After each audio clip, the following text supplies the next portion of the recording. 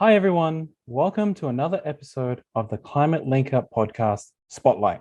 Today, I'm your host, Nick Moyono, and I have one of the expert panelists joining us from Hong Kong, Mr. Kevin Lee. Today, I will be talking with Kevin on net zero in Hong Kong and other major cities in Asia. Kevin is a researcher at the Carbon Care InnoLab, an environmental NGO based in Hong Kong. He has nearly 25 years of work experience with development and environment non-governmental organizations, including Greenpeace, International Rivers, and Oxfam, covering the issues of water, land, climate change, and poverty reduction. Kevin currently leads the policy research component under the Paris Watch project, which tracks the annual performance of Hong Kong and other major Asian cities against the city's climate pledges and the Paris Agreement goals. Welcome, Kevin. Thank you for joining us. Okay, thanks, Nick, for the introduction.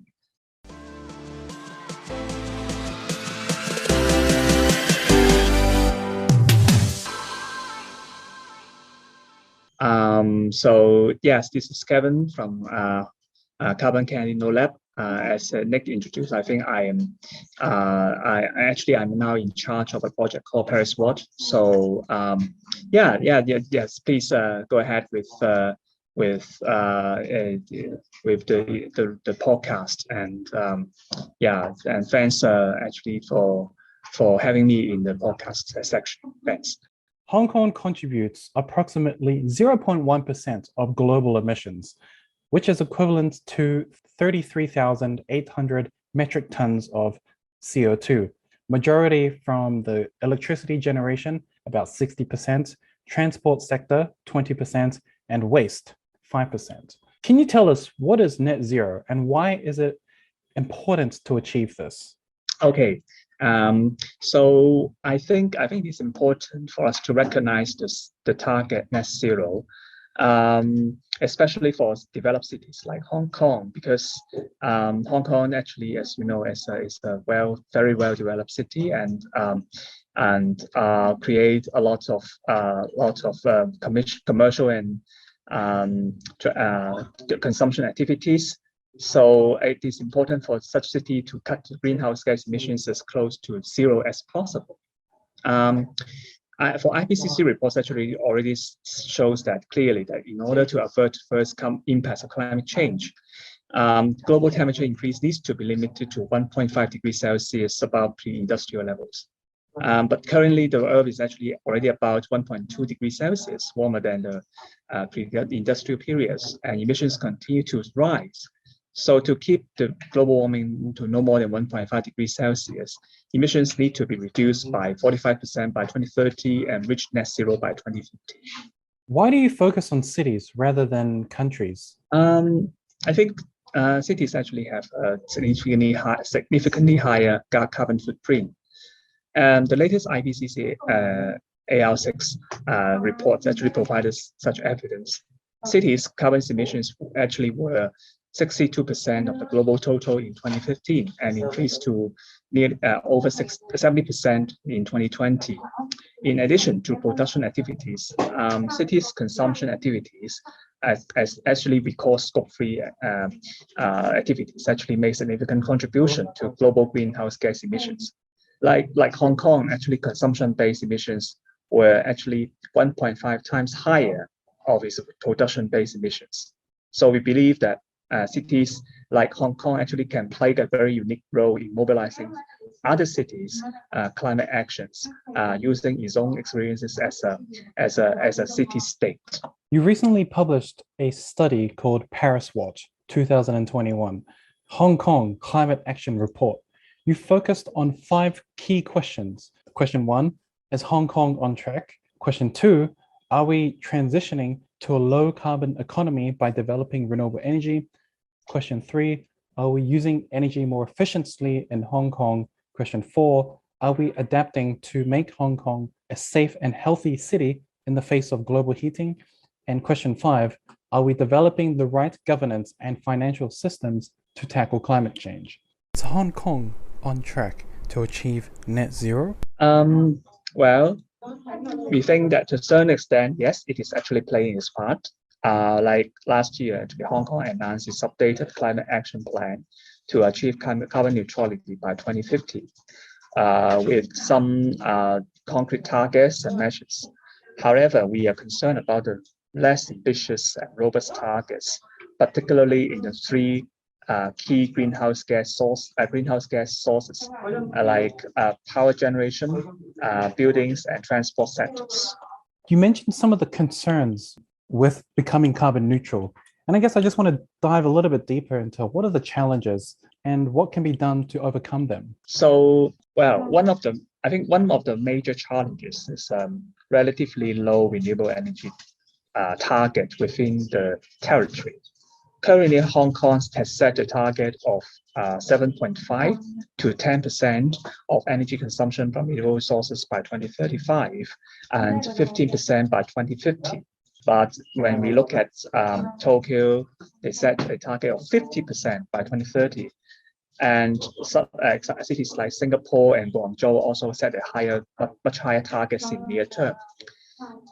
So we think that actually the government has to think beyond the current regulatory regime, especially on land use and buildings, to largely scale up the deployment of renewable energy. Moreover, I think the building and transport sectors lack an overarching emission reduction targets. Currently, in the climate action plan, they have some smaller targets and measures like reduction in energy use, ceasing registration for gasoline cars, and deployment of EV chargers. They all contribute to some degree of emission reduction, but actually we don't know how all these small targets act together, how these targets will contribute to the overarching emission reduction target. So therefore, I think it is important to develop a robust methodology to track, to measure, and to evaluate all these targets. It's interesting to hear being one of the challenges of becoming carbon neutral is the lack of government ambition to scale up on these targets. And just some of the information that you've shared, where some cities have such big ambitious goals and other cities in Asia have quite small targets. And I just want to dive a little bit deeper into one of your questions for this Paris Watch reports. Question 3, are we using energy more efficiently in Hong Kong, focusing on buildings and transports? And of course, buildings contributes to about 90% of electricity consumption and 60% of carbon emission. So I just want to understand, how do energy audits play a part in reducing energy consumption? And is there a bridge to early phase net zero transition? Actually, for Hong Kong, actually, it has its own building energy code. We call it Building Energy Audit Management Plus, BEAM Plus, for all the new buildings. But actually, we apply it in a voluntary manner. I think the government should mandate the energy audits in all the new buildings and provide strong support to audit and retrofit the existing buildings to be aligned with the energy code. In addition, Tokyo is also considering a new regulation to mandate the installation of renewable energy facilities. For example, solar PV panels and wind energy installations in small and medium-sized houses. Hong Kong should make reference to all these examples to push forward a net zero transition in the building sector. The transport sector contributes nearly 20% of Hong Kong's carbon emissions. Introducing incentives for electric vehicles and zero emissions transport sector are positive steps towards a net zero transport sector. So how realistic are these reduction plans? And where do you see hydrogen in the transport sector in the long term? Yes, actually, when I tracked the numbers of electric vehicles in the past few years, there's actually already an uptick in Hong Kong and other East Asian cities. In addition, we also observed that in Hong Kong, the bus companies, they are already piloting the use of electric power and hydrogen powered buses And ferry companies, they are already piloting the use of electric ferries in their fleet. We all see the possibilities in the transport sectors, but the only concern likewise, actually, all these measures, for example, replacing with EV, hydrogen-powered vehicles, deployment of EV chargers, etc., these kind of measures, we don't know how we can measure the emission reduction from such replacement in transport sector. The government, I think they have to disclose the methodology and how it can be tracked, it can be measured, evaluated. And finally, actually, there's not yet a complete infrastructure of green hydrogen. So far, actually, we rely very much the hydrogen from fossil fuel-based production in our neighboring countries and regions. It's not yet any green hydrogen facilities in these countries. So we have to look at the question whether the transport sector can be really fully decarbonized in the near future. I also want to dive a little bit deeper into one of your other questions. Question 4, are we adapting to make Hong Kong a safe and healthy city in the face of global heating? This question brings an interesting case where you mention vulnerable groups such as women, children, elderly, the disabled, ethnic minorities, and so forth when affected by extreme weather. In the same case, I can relate to this in the Pacific Islands, where extreme weather is something that we are too familiar with. And same thing as well, many vulnerable groups are also affected. But in your case, it is vulnerable groups in the cities and developed regions. In the context of adaptation in the Pacific Islands are different to Hong Kong because of the different climate hazards. So what adaptation measures are being implemented to ensure a safe and healthy city in Hong Kong? Yeah, as you know, actually, the climate, in terms of climate hazards, Hong Kong looks a bit different. But actually, when you really look at the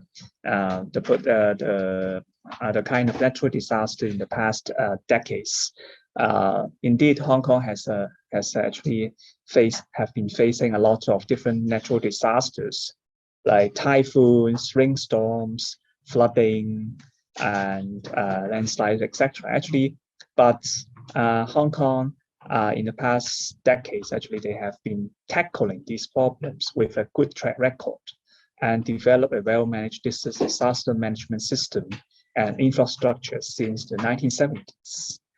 And I also know that many cities in developing Asia are also been learning from Hong Kong's policies and practices. I think as Hong Kong plays a role model somehow, and it's a good example in the past. But actually, what we are concerned is about future, of course. As you can see, you can imagine the climate impacts actually are looming bigger and bigger. And when we really look at the climate action plan of Hong Kong, actually they somehow only adopt the good practices from the past, and has yet to really update with the latest findings in climate impacts. So we think that, and in addition, I think the plan also has yet to show its ability to adapt to such a larger crisis than before. So we think that Hong Kong itself should keep up to date with studies and researchers that actually cater to the much larger impacts that actually forthcoming in the next decades. Another interesting thing that I picked out from your reports is climate risk insurance. And I guess it's something that is quite foreign in the Pacific, and not many developing nations know about it or have infrastructure in place to have some sort of insurance associated with climate change. Does climate risk insurance have a future in Hong Kong? What are the pros and cons of this in the long term, and what will it look like? Actually, when I mentioned about climate risk insurance, that is indeed quite a new thing in the Asia Pacific region. I can see. As far as I can see, in the countries and cities that we are comparing, we only found that countries like South Korea and Singapore have this kind of insurance, and so far they only look at domestic practices. In my opinion, I think we should explore all other different possible finance options for climate adaptation, apart from public finance. In Hong Kong, I think it is fortunate that for Hong Kong we have quite a big financial reserve to support this kind of adaptation measures as part of the government. But I guess even though we have this good track record in the past, climate risk insurance is still something that Hong Kong should consider in the future.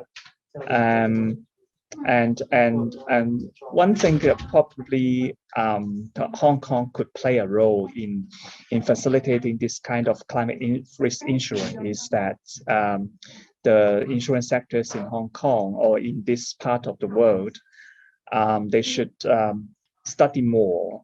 For example, as I mentioned, South Korea is the first country that legislates for this kind of insurance, and Singapore actually recently announced guidelines for climate risk insurance. And the same and for Hong Kong, actually Hong Kong Monetary Authority, they has published a repository website of climate risk assessments and capacity building tools for the insurance sectors. I think these are the good. This will good to put. Would actually pave the foundation for Hong Kong and probably other players in the sector, in the region, to further develop insurance products for local and southern sub-regional markets. Yeah. So there was one thing that I picked out from your answer, and that was you mentioned a little bit about climate finance. And I just wanted to get your thoughts on COP26 that happened last year. And I just want to hear your thoughts on whether the climate finances, I just want to understand whether the pledges with climate finances have been met, fund projects and help regions with climate related projects. I think so far these words and pledges have been somehow picked up in the sense of in the words in the papers, in the speeches of those decision makers in the government and financial authorities. But the problem is whether there's really a take up or scale up of climate finance in terms of the projects. I think it will take some time. I think that Hong Kong is still developing this kind of practice and products.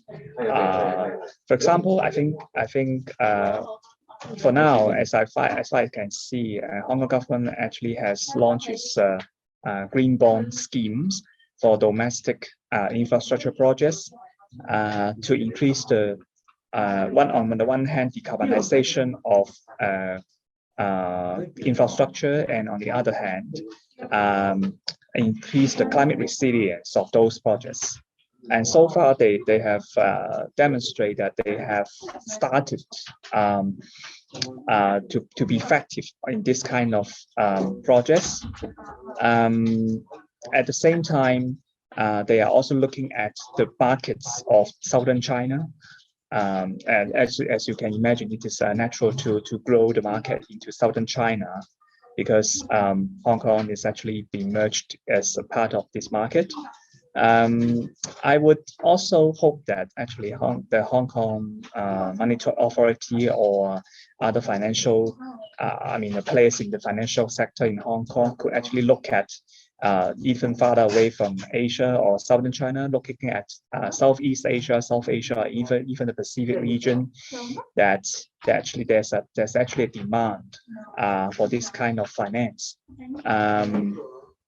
So this is actually probably one thing that we could actually monitor and keep asking our authorities. As you know that actually Hong Kong is actually acting as a finance hub in this region. So they always say they are doing that, and we should actually monitor their words and practices. A phrase that I like to say when it comes to climate change is think global, act local. You're doing significant work in Hong Kong and East Asia, being a researcher at Carbon Care InnoLab and having more than 2 decades of service to your region. Climate change is a large umbrella where numerous groups and regions are working endlessly. Why is climate change so important to you? And why did you decide to get into this type of work? As you know, actually, I've engaged in development and environment NGOs involved in a wide range of environmental issues for more than 2 decades, actually.